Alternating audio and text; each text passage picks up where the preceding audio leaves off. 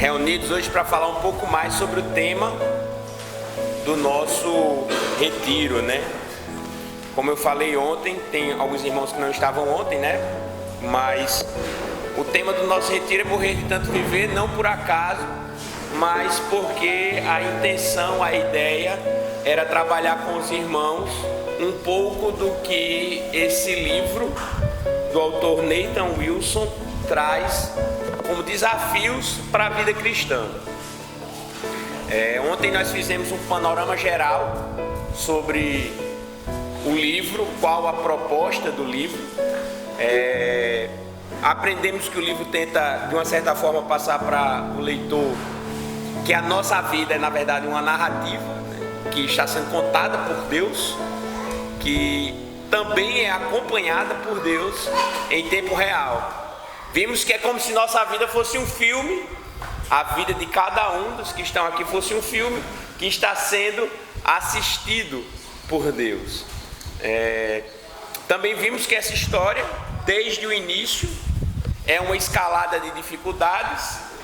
Nós conversamos ontem que durante a nossa infância, a nossa preocupação é em brincar, que durante a nossa adolescência, a nossa principal preocupação seria estudar. Na nossa juventude, nós temos que estudar e muitos têm que trabalhar. Também vimos que durante a nossa vida adulta, nós deixamos de ser responsáveis apenas por nossas vidas e nessa escalada de dificuldades nós terminamos nos deparando com a necessidade de nos responsabilizarmos por outras pessoas. E aí incluímos os nossos filhos. Na vida adulta, às vezes nos responsabilizamos também por nossos pais, por nossas mães, por algum ente querido que esteja doente.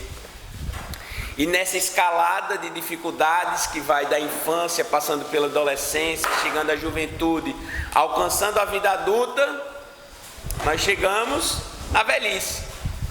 Nós acrescentamos a responsabilidade de viver para nós mesmos, a responsabilidade de vivermos para nossos filhos, a responsabilidade de vivermos para nossas esposas. Nós acrescentamos a tudo isso uma par de dores, de preocupações com nossa saúde, preocupações que são inerentes à velhice, à idade mais avançada, né?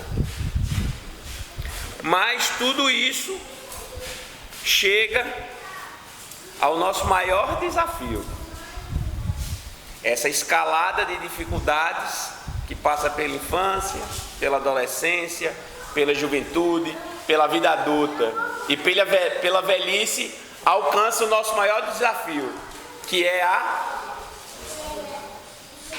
a morte. E esse desafio, o livro nos conta, mesmo que ele não contasse, nós já saberíamos. Esse desafio nós não venceremos. Esse desafio realmente todos nós um dia perderemos. E diante de todo esse panorama geral, o que eu queria tratar hoje, que é o tema do nosso devocional dessa noite, é tratar um pouco sobre o tempo e sobre gratidão. A influência que o tempo tem em toda essa jornada, desde a nossa concepção até a perda do desafio maior, que é a morte. E a primeira advertência, especialmente para os que são mais novos, e essa é uma advertência que o autor do livro traz: quando pessoas mais velhas lhe dizem algo, acredite nelas. Isso o poupará o choque de descobrir mais tarde que elas estavam certas. Uma vez eu conversando com um amigo, eu disse que nunca em minha vida, e eu digo que nessa circunstância não há nenhuma exceção, todas as vezes que eu contrariei uma orientação do meu pai e da minha mãe, inevitavelmente eu me dei mal. Não teve nenhuma que eu contrariei e no final disse, deu certo, mesmo contrariando. Então, a primeira advertência que o livro nos traz, no que diz respeito a tratar o tempo em nossa vida, é ouvir os conselhos dos mais velhos. A ideia de que se conselho fosse bom a gente vendia, que muitas vezes as pessoas gostam de dizer, particularmente eu acredito que seja uma grande bobagem. Conselho é bom e precisa ser dado, mas conselho é bom e também precisa ser ouvido. Isso faz com que a gente consiga remir o tempo. Quando nós escutamos conselhos de pessoas que são mais sábias, que são mais experimentadas do que nós conseguimos gastar o tempo de uma forma mais adequada. Nós não vivemos tempo suficiente para aprender com os nossos próprios erros.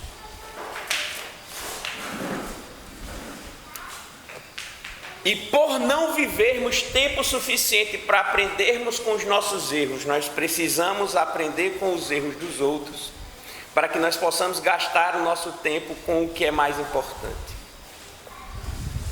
Precisamos compreender o papel do tempo no que diz respeito a toda a narrativa da nossa vida. O tempo, segundo o livro, é o fluxo violento que nos empurra pelas correntezas da causação narrativa. O tempo é o instrumento que Deus usa para fazer com que nós sigamos. Sem o tempo nós estaríamos parados. O tempo, portanto, segundo o livro, é o que determina que cada momento levará a outro momento, que esses momentos se amontoarão ao longo da nossa vida e que nós nunca seremos capazes de controlá-los. Hoje mais cedo, conversando com o pastor, a gente estava discutindo exatamente isso. Como nós seres humanos, tentamos nos igualar a Deus, tentando manipular o tempo.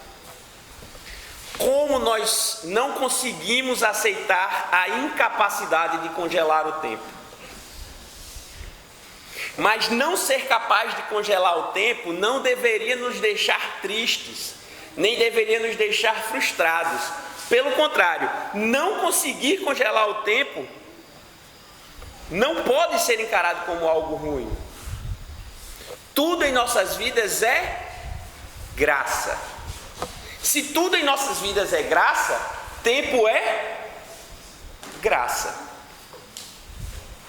Essa incapacidade de controlar o tempo, essa incapacidade de congelar o tempo, essa incapacidade de manipular o tempo, deve nos levar em direção ao contentamento. Essa incapacidade de congelar o tempo, essa incapacidade de manipular o tempo, deve fazer com que nós sejamos capazes de quê? Deve fazer com que nós sejamos capazes de aproveitar ao máximo as oportunidades que Deus coloca diante de nós.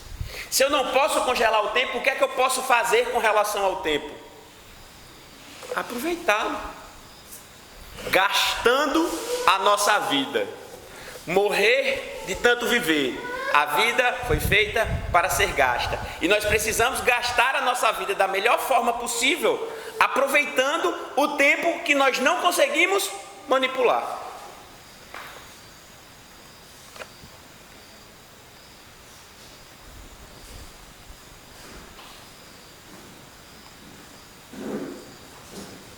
E aqui, nesse fim de semana, nós tivemos muitas oportunidades de aproveitar o tempo que Deus nos deu.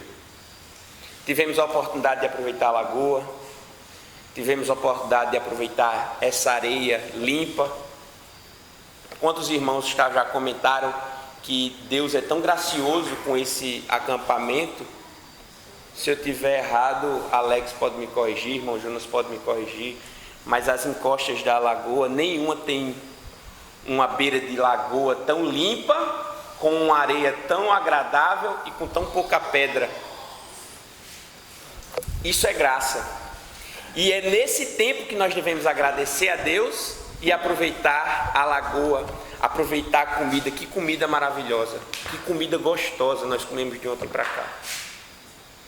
Nós não podemos congelar o tempo da alimentação, mas nós podemos aproveitar o tempo da alimentação da melhor forma possível. Ontem à noite tivemos um jogo, nunca tinha jogado, maravilhoso. Não conseguimos congelar aquele tempo, mas naquele momento nós aproveitamos o máximo que podíamos aproveitar. Essa é a ideia. Não conseguir congelar o tempo tem que fazer com que nós sejamos capazes de aproveitá-lo da melhor forma possível.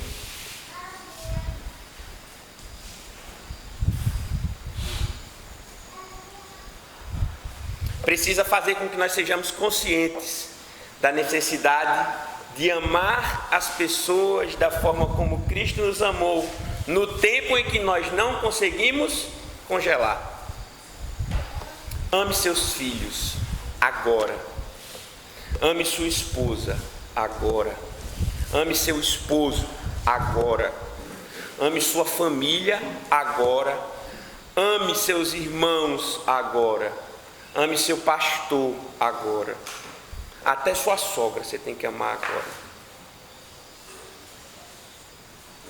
Ame a todos como se o nosso desafio final estivesse batendo a porta. E qual é o desafio final? Para que a gente não esqueça. É a morte. Esse livro fala de vida, mas fala de vida sem desconsiderar o tempo final. Viaje com a sua família. Façam refeições juntos. É assim que a gente aproveita o tempo que a gente não consegue congelar. Tirem tempo para conversar. Reservem momentos para fazerem cultos domésticos. Orem juntos. Quantos de vocês já tiveram a oportunidade de ouvir seus filhos orarem? Quantos de vocês já tiveram a oportunidade de ouvir suas esposas orarem? Temos tido esse tempo com as nossas famílias. Ensinem seus filhos a conversar com Deus. Isso não vai vir naturalmente. Ontem eu falei para vocês do desejo que o filho do meu amigo tinha, que era exatamente o desejo de visitar os lugares que o pai havia visitado. É por espelhamento. Não faça isso apenas com palavras. Não apenas diga para o seu filho que ele precisa orar. Ensine-o a orar. E principalmente, faça com que ele veja você orando.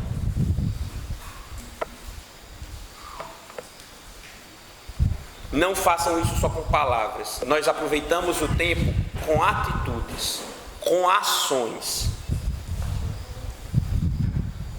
Façam que seus filhos percebam que é verdade o que você fala a respeito de Cristo.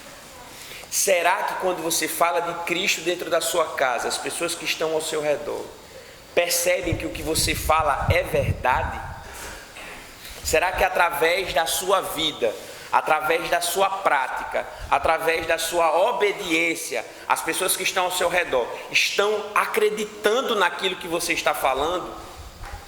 Ou será que você tem um belo discurso, uma bela forma de expressar a respeito de Cristo, mas o seu filho não consegue enxergar a verdade no que você está dizendo?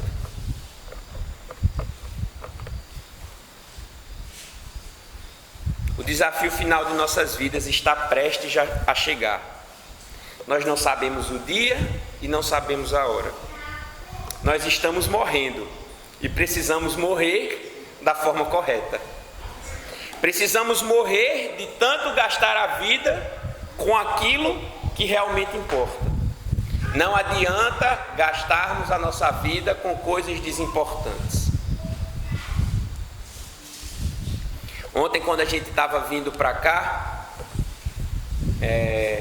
Ellen percebeu que o pessoal da corrida da PRF estava animando o pessoal para correr. Bora correr.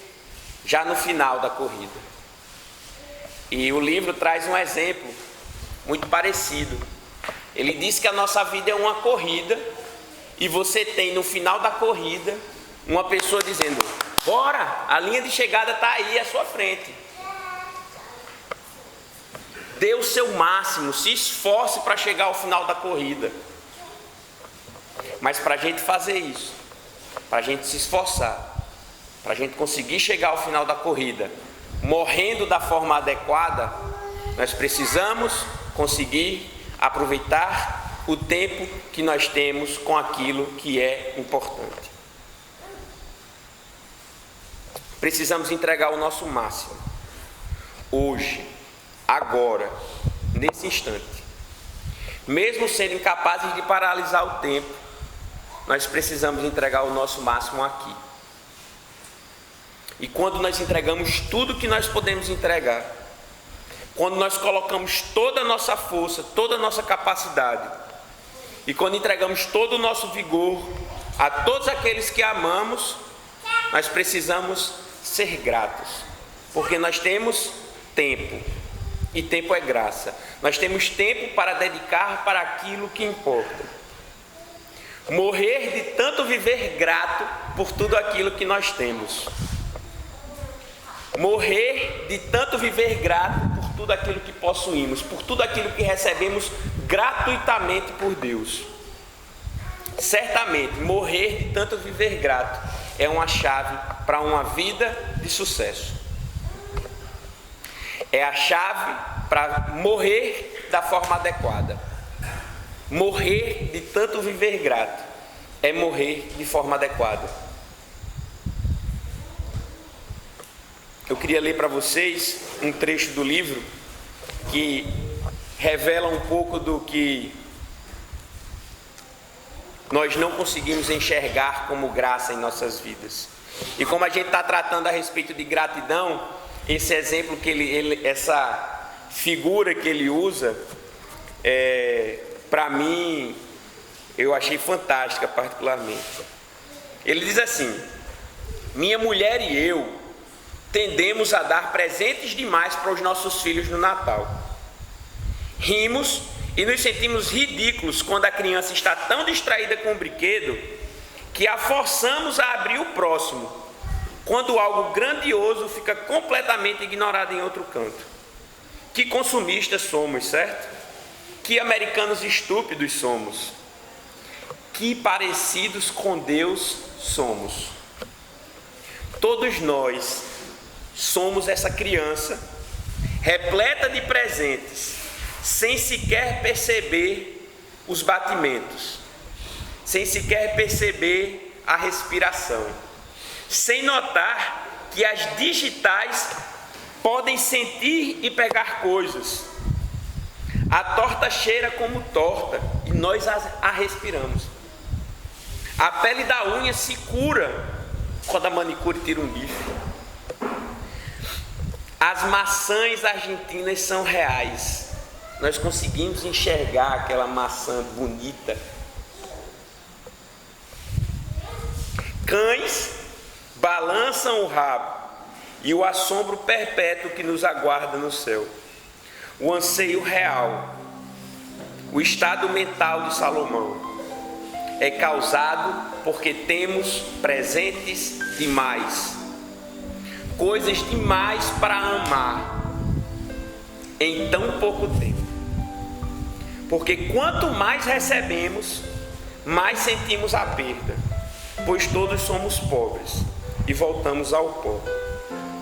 Deus nos dá tantos presentes e tantos presentes, que a gente não consegue nem compreender a quantidade de presente que nós recebemos de Deus.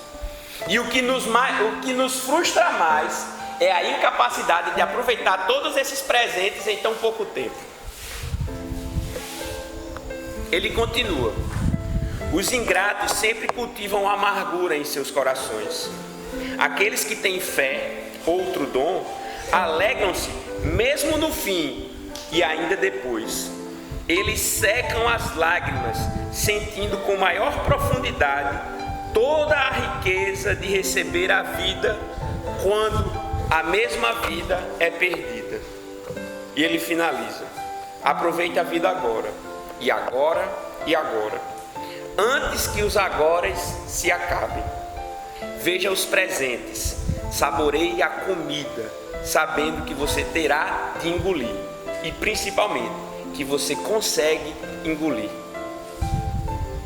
Vocês conseguem compreender o tamanho da graça divina em permitir que você engula comida? Viva para morrer. Se você fizer isso, o sucesso é garantido.